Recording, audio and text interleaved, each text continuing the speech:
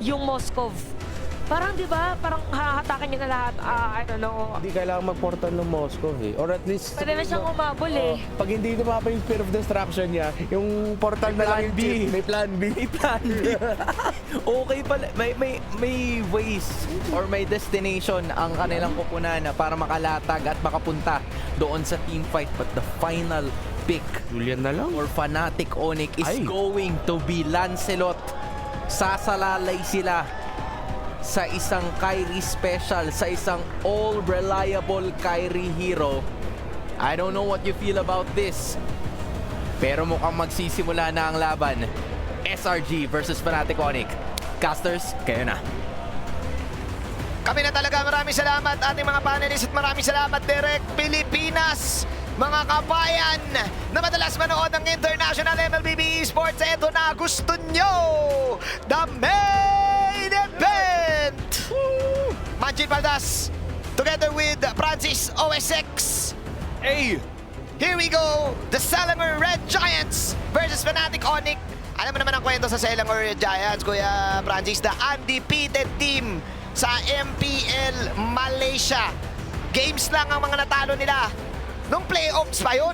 Pero nung Si Kyrie! Oh my At God! ang unang laban ng ating matutunghayan ngayon ay pwedeng maipit. May follow-up, Spear of Destruction. May follow-up sa Innocent. Pwede mo pangalan pa mo isa sa tsaka Mickey Boy, Lutpi. Hinahawakan na lang dito yung pagkakataon na hindi mahabol ang mga miyembro ng Fnatic Onyx. Lutpi, minamama pa rin. Hindi na may sustain. Buhay pa rin naman. Dalawang XP lane. Nagbabatuhan lang pero gusto atang i-secure.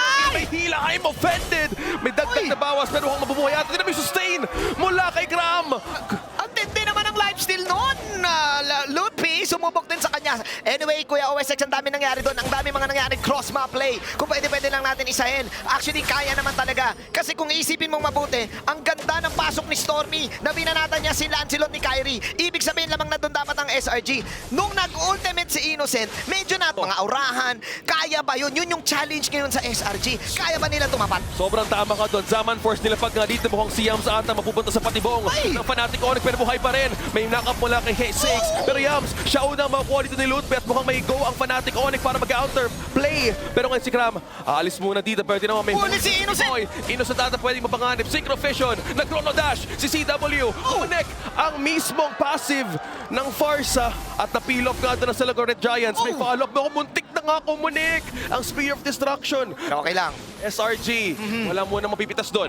4-2 is the score. Great movements coming out from Fnatic Onyx. Doon ka talaga lalaban sa loob ng Zaman Force in the penalty zone. At ang ganda nag-zone pa na Feather Air Strike. Pero yung piercing damage na meron yung Alpha. Sabay nandito na si Yams. Overload damage.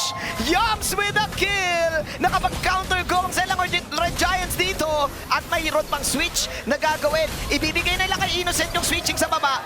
Kahit hindi nila mapita si Lutpi, goods pa rin yung farm ng SRG. Habang ang Fnatic Onyx mag-aabol ng bahagya at hindi nakakakuha ng snowball dito si Kyrie. Hindi pa siya sumasama sa laban, Kuya OSX. Oh my goodness, Selangor Red Giants just looking how they rotate quickly around the map. Hindi. Gusto ko talaga balikan kanina eh. Bakit nag-speed of destruction si Innocent kahit kulang sila sa damage? Ay, teka lang! CW falls down pero may Oh my nakapit G. ng Boy para mag-buy time.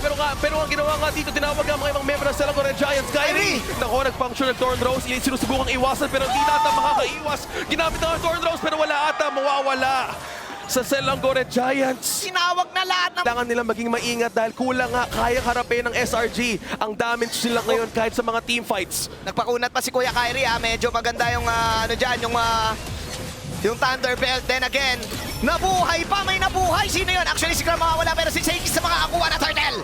Hinahabol nga ngayon ng Selangor Red Giants. Lutpi pa rin ang panganib. Ay, nako po, Kiboy! Inusunod na nakuha ng kill. May Spear of Destruction, may follow-up. Hindi ata papawin to isang membro. CW na naman na nakuha dito. Pangalawa na yan. Selangor Red Giants, Innocent with the double kill. Oh my G, 3-2 Innocent. Wala siyang spear dito pero nandito si Stormy. Here comes the Storm. Stormy, lilipat muna si Sans. Gilak Sans, hindi pa nag-activate sa laban na to. Then again, you need to respect the Alpha. Nahihirapan si kuya mo, Kyrie.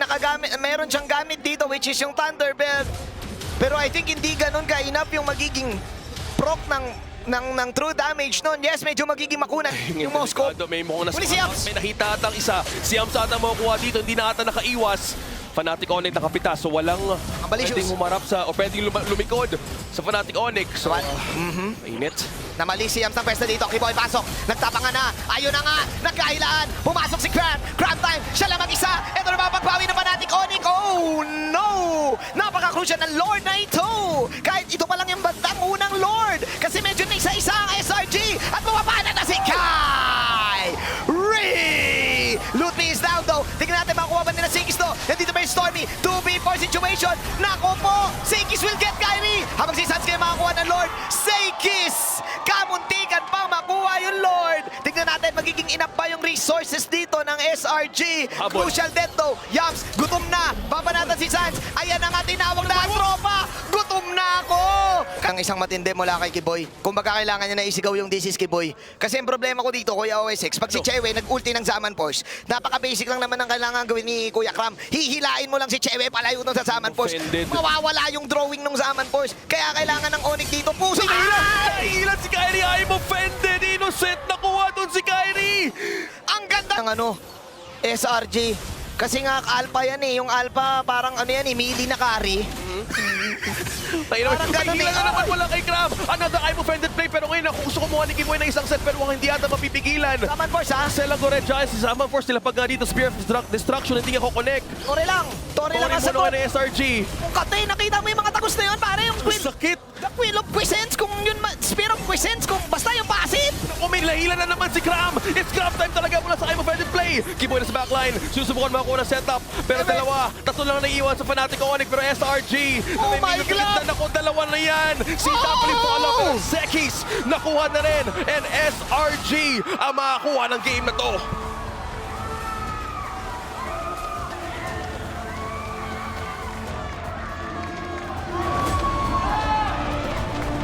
Hindi ako makapaniwala sa aking nakita. It is Malaysia taking the defending